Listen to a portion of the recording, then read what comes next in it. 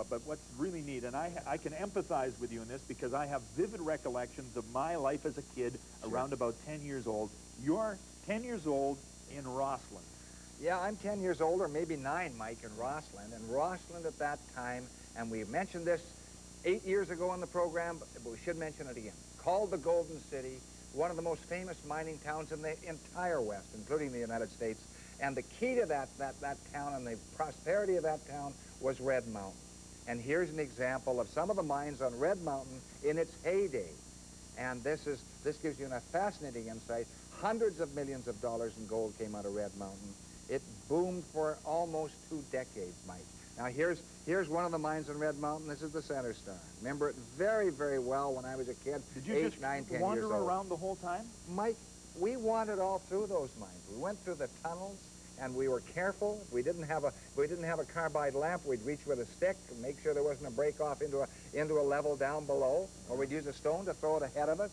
And you thought you were careful. Your mother, if she'd known you were there, she would have been terrified. Oh, of course. Mother and father would have been absolutely out of their minds.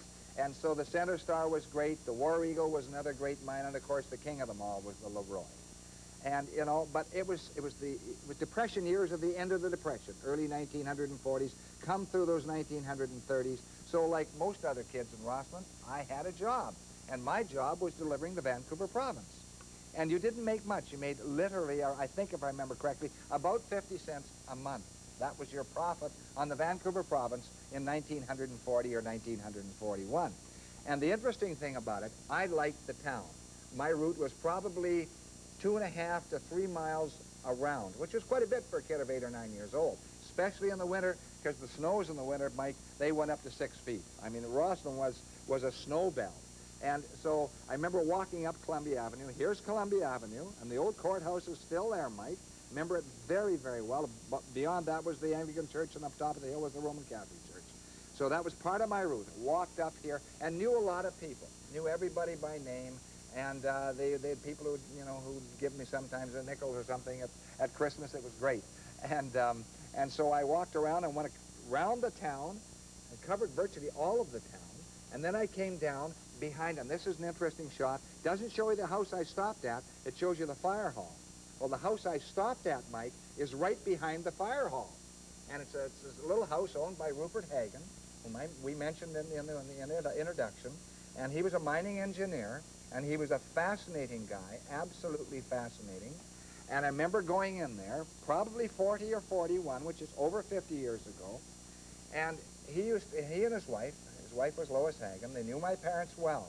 They used to invite me in because they knew it was the end of my route, and they would have a glass of milk and a couple of cookies for me.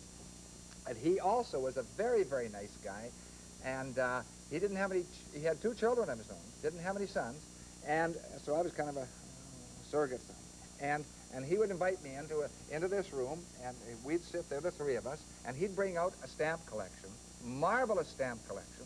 He was a Newfoundlander, and he had been left to him was some of the best and finest Newfoundland stamps I'd ever seen in my life. He was a philatelist, and he knew I was interested in philately, and I had started my own stamp collection at 8 years old, as usual. You know, collecting runs in the family. And he also knew that I was fascinated by mining. Well, I'd been brought up in one of the greatest mining towns in the Old West, so I was naturally fascinated, and the ghost towns were all around, and he used to bring out samples of ore. And then one day, and I remember it absolutely perfectly, Mike, the sun is streaming into that little room, and the stamp collection's on the north side of the room. I remember that, and the desk is there. I think it was a roll-top desk, and there's some more samples. And he said, I think I'll tell you a story. He said, this is the only story that I think where this treasure still exists. And your ears perked up, and the electric memory has been imprinted on you to this very moment. And most of the details, Mike, I can remember. I can't remember every detail. When you're going back more than half a century, I thought I would at the time. I didn't take notes. I'm 8 or 9 years old, right?